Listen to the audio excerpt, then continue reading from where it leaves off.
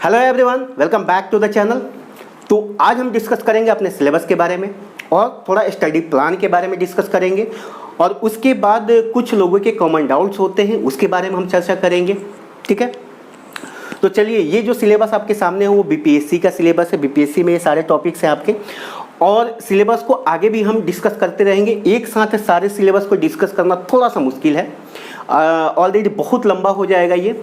तो हम ऐसा करेंगे कि एक ओवरव्यू यहाँ पर सिलेबस का ले लेंगे और उसके बाद पार्ट बाय पार्ट, जैसे पीवाईक्यूज की हमारी सीरीज जो चल रही है उसमें कंपैरेटिव स्टडी करेंगे सिलेबस का।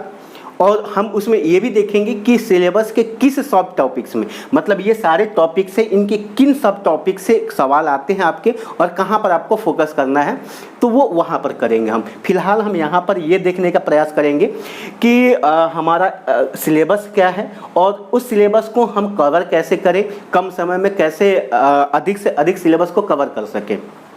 ठीक है, तो देखिए, सबसे पहले आपको ये जानना जरूरी है कि आपका जो पेपर आता है वो कैसा आता है, उसकी प्रकृति कैसी होती है। बीपीएससी में आपके कुल 12 प्रश्न आते हैं मैथ ऑप्शनल में और उसमें 2 सेक्शन हैं आपके और हर एक सेक्शन में 6 क्वेश्चन होते हैं और एक सेक्शन से 3 क्वेश्चन आपको करने होते हैं। देखिए, इस सेक्शन 1 से आपको 6 क्वेश्चन आएंगे और सेक्शन 2 से आपके 6 क्वेश्चन आएंगे। सेक्शन 1 से 3 क्वेश्चन करने हैं और सेक्शन 2 से भी आपको 3 क्वेश्चन करने हैं। ठीक है, कोई कंपल्सन नहीं है, यानी कि आप सेक्शन 1 और सेक्शन 2 में से चाहे जिस प्रश्न को उसको सॉल्व कर सकते हैं। ठीक है ना, यानी कि सेक्शन 1 में से कोई भी 3 प्रश्न और सेक्शन 2 में से भी कोई भी 3 प्रश्न आप कर सकते हैं। तो यहाँ पर आपके पास कुछ आज़ादी होती है कि कुछ चीज़ों का आप छोड़ के जा सकते हैं और इस बात पर हम चर्चा करेंगे कि किन किन चीज़ों का आप छोड़ के जाएंगे तो भी आपका काम चल जाएगा। आप टोटल 300 में से 300 को लिख करके आएंगे और अभी आपने देखा कि 66वीं का जो रिजल्ट आया है फाइनल, उसमें मैथमेटिक्स में हाईएस्ट अभी तक का है, 290 गया है। और वहीं मैंने एक और मार्कशीट देखा, उसमें मात्र 90 नंबर भी आया है। तो कुछ खूबियाँ हैं, खूबियाँ तो बहुत हैं और कुछ कमियाँ भी हैं मैथमेटिक्स को लेकर के। ठीक है, तो हम इस बात पर भी ये डिस्कस करेंगे कि किन लोगों को मैथमेटिक्स लेना चाहिए और किन लोगों को नहीं लेना चाहिए। ठीक है, तो सबसे पहले देखिए कि आपके सिलेबस में है क्या। देखिए, आपके सिलेबस में सेक्शन 1 में ये कुल 9 टॉपिक्स हैं, जिसमें linear algebra, calculus, analytical geometry, 2D and 3D, ठीक है, और differential equation, vector analysis, tensor analysis, statics, dynamics और हाइड्रोस्टैटिक्स। ठीक है, मॉडर्न अलजेब्रा है सेकेंड पेपर में, सेकेंड सेक्शन में, real analysis, complex analysis, partial differential equation, mechanics, hydrodynamics, numerical analysis, probability and statistics और ऑपरेशनल रिसर्च। ये कुल आपके 18 टॉपिक्स हैं। ठीक है, और अभी हम ऐसा करते हैं कि कुछ ब्लॉक्स को सारे सिलेबस में बांट देते हैं। ब्लॉक्स में इसलिए कि कुछ चीज़ें सिमिलर हैं यहाँ पर, और आप एक चीज़ तैयार करेंगे तो साथ के साथ दूसरा चीज़ भी तैयार हो जाएगा। तो आपका जो मेहनत है वो स्मार्ट तरीके से आप वर्क करेंगे तो मेहनत थोड़ी सी कम लगेगी और सिलेबस जल्दी कवर हो जाएगा आपका। ठीक है, तो देखिए, अगर ब्लॉक्स में आप बांटेंगे तो आपका पहला ब्लॉक होना चाहिए मॉडर्न अलजेब्रा के साथ लीनियर अलजेब्रा का। ठीक है, क्यों? क्योंकि मॉडर्न अलजेब्रा में का ही एक पार्ट लीनियर अलजेब्रा को आप मान सकते हैं। अगर आप देखेंगे किसी भी मॉडर्न अलजेब्रा के बुक को तो उसमें फील्ड और वेक्टर स्पेस है और वहीं वेक्टर स्पेस आपको लीनियर अलजेब्रा में है। हालांकि आपके सिलेबस में मॉडर्न अलजेब्रा में ग्रुप थ्योरी और रिंग थ्योरी है, उसके अलावा फील्ड और फील्ड एक्सटेंशन है।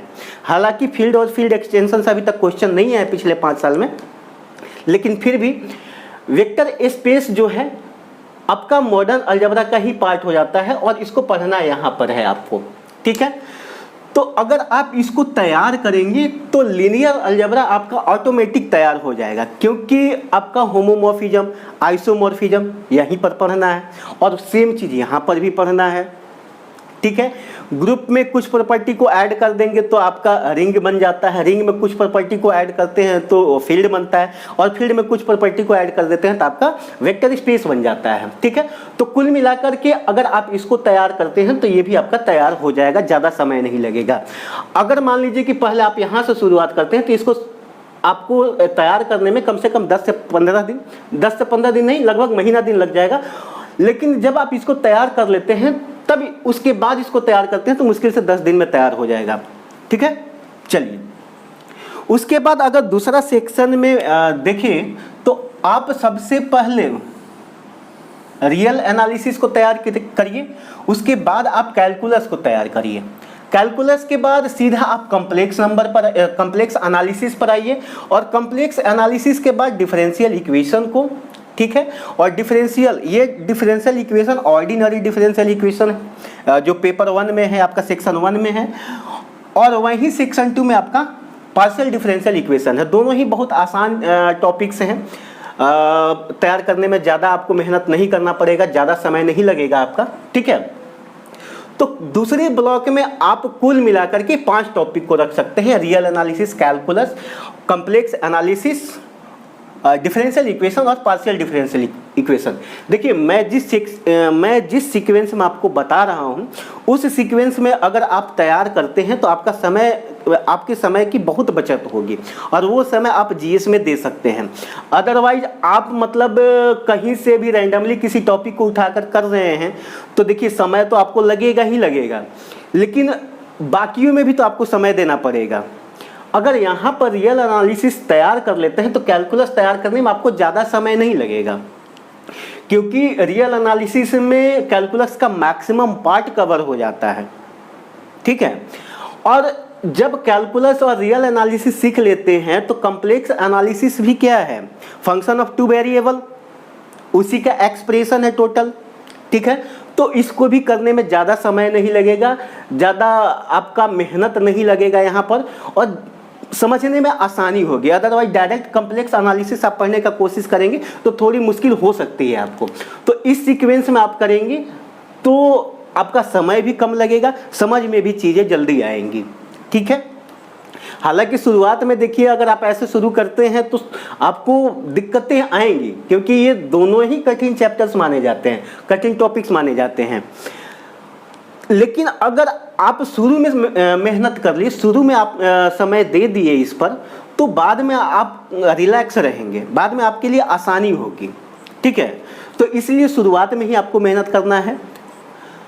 और अगर तीसरे ब्लॉक की बात करें तो तीसरे ब्लॉक में आप रखिए एनालिटिकल ज्योमेट्री को, जिसमें 2D और 3D दोनों से प्रश्न पूछे जाते हैं। कभी कभी तो 2D के ही दोनों प्रश्न पूछ लिए जाते हैं बीपीएससी में। उसके बाद आप वेक्टर को देखिए, और वेक्टर के बाद हो सके तो टेंसर को, हो सके तो इसलिए मैं बोल रहा हूँ, चाहे तो आप छोड़ भी सकते हैं इसको, अभी डिस्कस करेंगे किसको छोड़ के जा सकते हैं आप, फिर भी आपका काम बन जाएगा, ठीक है। तो तीसरे ब्लॉक में आप इसको रख सकते हैं। हमारा 3 ब्लॉक तैयार हो गया। अगर आप चौथे ब्लॉक की बात करेंगे तो आप इन तीनों को स्टैटिक्स, डायनेमिक्स और हाइड्रोस्टैटिक्स, और उसके बाद यहाँ पर हाइड्रोडायनेमिक्स और मैकेनिक्स, इन 5 टॉपिक को एक ब्लॉक में आप रख सकते हैं। और इसको आप तभी पढ़िएगा जब आपका एनालिटिकल ज्योमेट्री, वेक्टर और टेंसर कंप्लीट हो जाए, अदरवाइज आपको मुश्किल हो सकता है समझने में, ठीक है। लोगों को दिक्कत इसमें इसलिए आती है क्योंकि इसके बारे में डिटेल नॉलेज के बिना ही इसमें कूद जाते हैं, ठीक है। और टोटल मैकेनिक्स, डायनेमिक्स, हाइड्रोस्टैटिक्स, ये सारे जो टॉपिक्स हैं ये वेक्टर और 3D से डायरेक्ट रिलेटेड है, तो इसलिए आप इसको करके ही इसमें एंट्री मारें, ठीक है। तो ये हमारा 4 ब्लॉक तैयार हो गया। उसके बाद आता है हमारा न्यूमेरिकल एनालिसिस और ऑपरेशनल रिसर्च। ये बहुत ही आसान है, या तो आप इसको शुरुआत में कर लीजिए या सबसे लास्ट में कीजिए, कोई प्रॉब्लम नहीं है, ठीक है। आप एक बार शुरुआत में इसको कर लीजिए, आपका कॉन्फिडेंस बूस्ट होगा। कारण ये है कि ये बहुत ही आसान होता है, और क्वेश्चन जितने भी यूपीएससी में पूछे जाते हैं या आईएफएस, बीपीएससी और यूपीपीसीएस जितने भी पूछे जाते हैं सारे क्वेश्चन, सारे सवाल आप कर लेंगे अगर थोड़ा बहुत इसके बारे में जान लेंगे तो। ठीक है, तो आप चाहे तो शुरुआत में आप मॉडर्न अलजेब्रा के साथ इन दोनों को कर सकते हैं, क्योंकि यहाँ पर कभी कभी आपका कॉन्फिडेंस लूज होगा तो ये आपका कॉन्फिडेंस बूस्ट करेगा। ठीक है, चलिए ये हो गया। और मैं आपको ये सलाह दूंगा कि इसको आप छोड़ कर जाइए। ठीक है, क्योंकि इसमें समय ज़्यादा लगेगा और कॉस्ट बेनिफिट रेशियो आपका मतलब सही नहीं बैठेगा। ठीक है, समय ज़्यादा लगेगा और मुश्किल से सवाल आधा या एक आता है इससे, तो इसलिए आप इसको छोड़ के जाइए, कोई प्रॉब्लम नहीं होगा। ठीक है, चलिए अब हमने यहाँ पर डिस्कस कर लिया कि कैसे कैसे आपको पढ़ना चाहिए। अब हम बात करते हैं कि इसमें कौन कौन से टॉपिक्स आप छोड़ के चले जाएंगे तब भी कोई आपके सेहत पर फर्क नहीं पड़ेगा। तो देखिए, ये जो स्टैटिक्स, डायनेमिक्स, हाइड्रोस्टैटिक्स और इधर मैकेनिक्स और हाइड्रोडायनेमिक्स अगर आप छोड़ के चले जाते हैं तो आपके सेहत पर बहुत ज़्यादा फर्क नहीं पड़ेगा, क्योंकि अगर आप इसको छोड़ के भी जाते हैं तो आपके पास भरपूर सवाल मिलेंगे जिनको आप कर सकते हैं। ठीक है, देखिए सेक्शन वाइज बात करें तो सेक्शन 1 में कुल 9 टॉपिक्स हैं और इन तीनों टॉपिक से आपको मुश्किल से हर साल पिछले 5 सालों का ट्रेंड है कि आधा सवाल या एक सवाल यही आया है। यानी कि अगर आप इसको छोड़ के जाते हैं फिर भी आपके पास 5 क्वेश्चन होते हैं करने के लिए और मेहनत ज़्यादा होता है इसमें। तो अगर आप चाहें तो इसको छोड़ करके जा सकते हैं, लेकिन अगर आपको लगता है कि पूरा सिलेबस कवर कर सकते हैं तो आप इसको करके जाइए। ठीक है, चलिए लीनियर अलजेब्रा तो आपको करके जाना ही जाना है, कैलकुलस करके जाना ही जाना है, 2D 3D करके जाना ही जाना है। डिफरेंशियल इक्वेशन आसान होता है, आपको बोनस मार्क्स देता है। वेक्टर एनालिसिस भी सेम कहानी है।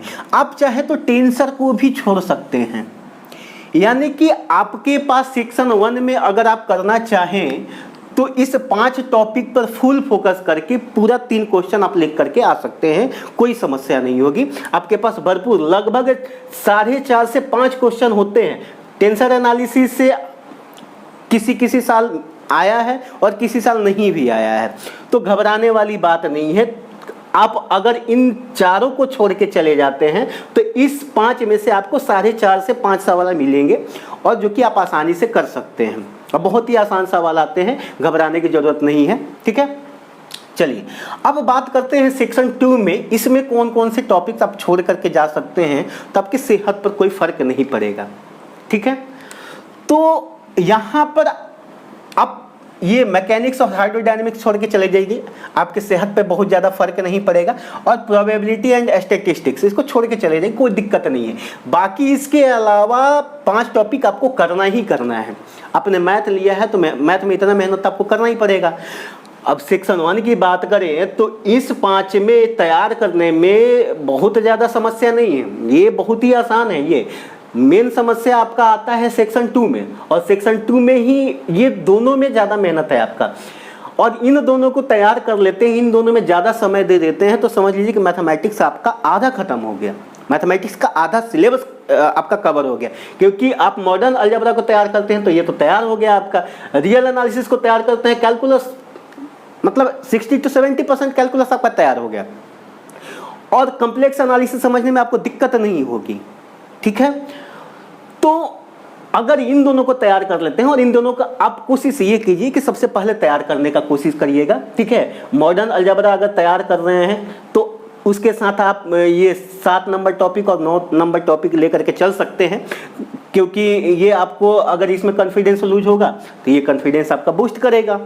ठीक है, तो चलिए हमारा हो गया स्टडी प्लान। अगर आप ऐसे करेंगे तो आपके समय की बहुत बचत होगी और वो समय आप जीएस में दे सकते हैं। ठीक है, चलिए अब हम बात करते हैं कि हमारा रेफरेंस बुक क्या होना चाहिए। देखिए बहुत सारे नोट्स हैं, बहुत सारी चीज़ें लोग बताते हैं, लेकिन मैं आपको एकदम ये सलाह दूंगा कि नोट्स अगर करना है तो करिए, लेकिन एक किताब हर एक टॉपिक के लिए आप रखिए। बिना बुक के मैथमेटिक्स नहीं होता है, आपको किताब रेफर करना, किताब आपको लेकर के चलना ही पड़ेगा। ठीक है, तो हर एक टॉपिक के बारे में जो रेफरेंस बुक हो सकता है उसके बारे में हम डिस्कस करते हैं यहाँ पर। और देखिए यहाँ पर मेनली हम डिस्कस कर रहे हैं बीपीएससी के लिए। तो बीपीएससी के लिए जो मोस्ट सुटेबल बुक है उसके बारे में हम डिस्कस करेंगे यहाँ पर। तो यहाँ पर देखिए लीनियर अलजेब्रा का अगर बात करें तो यहाँ पर आप कृष्णा सीरीज की बुक को रेफर कर सकते हैं, ठीक है।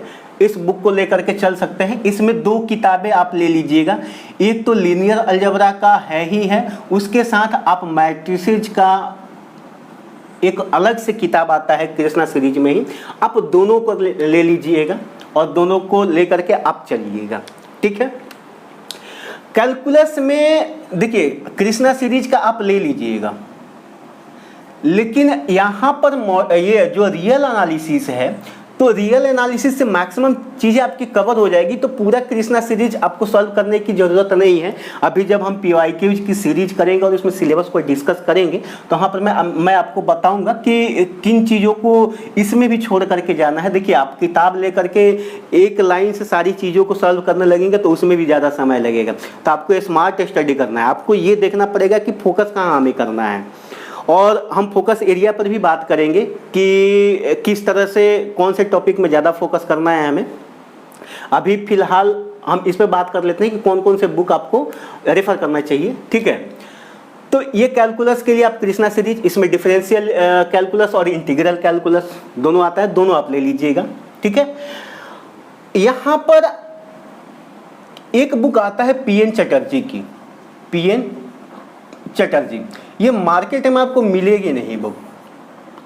मैं आपके लिए एक टेलीग्राम चैनल बनाऊंगा और आप उसको ज्वाइन करिएगा, उसमें मैं इसको दे दूंगा। ये पीडीएफ के रूप में मिल जाता है, या फिर आप ऐसे भी गूगल पर सर्च करेंगे 3D बाय पीएन चटर्जी तो आपको मिल जाएगा। आप इसको डाउनलोड कर लीजिएगा, बहुत अच्छी किताब है, आप इसको करिएगा, कोई दिक्कत नहीं है, ठीक है। डिफरेंशियल इक्वेशन और पार्शियल डिफरेंशियल इक्वेशन के लिए एक ही बुक है, इन दोनों के लिए एक ही बुक है, वो है एमडी राय सिंघानिया। बस इसको करके जाना, उसके अलावा कुछ नहीं। दोनों के लिए एक ही किताब आता है और उसमें भी पूरी किताब आपको सॉल्व नहीं करनी है। क्या क्या करना है जब डिटेल में सिलेबस का डिस्कशन करेंगे तब मैं बताऊंगा आपको कि इसमें भी क्या किन चीज़ों पर आपको फोकस करना चाहिए, ठीक है। उसके बाद वेक्टर एनालिसिस, वेक्टर एनालिसिस के लिए भी आप कृष्णा सीरीज देखिए। कृष्णा सीरीज मैं आपको इसलिए सजेस्ट कर रहा हूँ क्योंकि कृष्णा सीरीज का जो लैंग्वेज है काफ़ी आसान है। अगर आप सोम सीरीज की किताबें शुरुआत में लेकर के बैठ जाएंगे तो वो आपके ऊपर से जाएंगी। अगर आपका मैथमेटिक्स बैकग्राउंड नहीं है तो सोम सीरीज की किताबों को आप नहीं समझ पाएंगे, उसके लिए फिर आपको कोचिंग करनी पड़ेगी। तो मैं आपको ये बता रहा हूँ कि बिना कोचिंग किए आप कैसे मैथमेटिक्स को तैयार कर सकते हैं। किसी भी टीचर की ज़रूरत आपको नहीं पड़ेगी, आप खुद से तैयार कर सकते हैं, ठीक है। बाकी उसके अलावा कोई डाउट होगा तो मैं तो हूँ ही, वहाँ पर आप कमेंट बॉक्स में कमेंट डालते रहिए, मैं उसका आपको सॉल्यूशन दे दूँगा, ठीक है।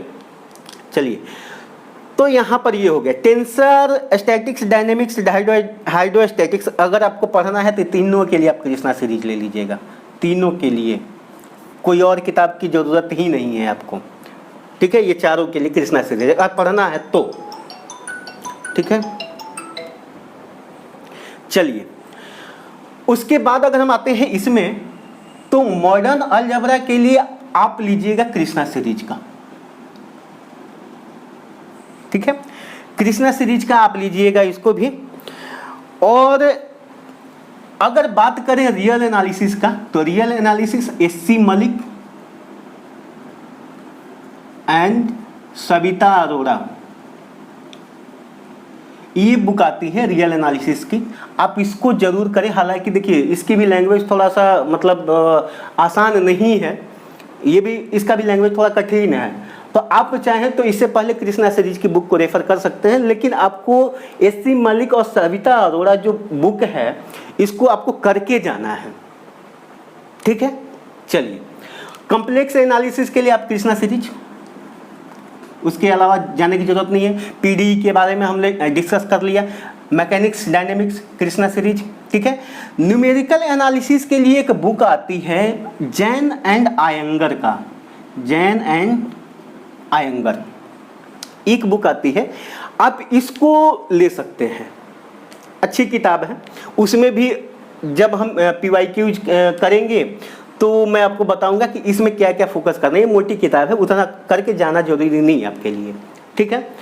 और बाकी देखिए, हाँ उसके बाद किसी और चीज़ को करने की ज़रूरत नहीं पड़ेगी आपको, ठीक है। चलिए अब हम आते हैं ऑपरेशनल रिसर्च। ऑपरेशनल रिसर्च में आप केवल और केवल कृष्णा सीरीज के बुक ले लीजिए, मोर देन एनफ है, कोई दिक्कत नहीं है, ठीक है। तो हमने यहाँ पे डिस्कस कर लिया कि हमारा स्टडी प्लान कैसा होना चाहिए, हमारे सिलेबस में कौन कौन से टॉपिक्स हैं और कौन कौन से बुक को रेफर करना चाहिए, ठीक है।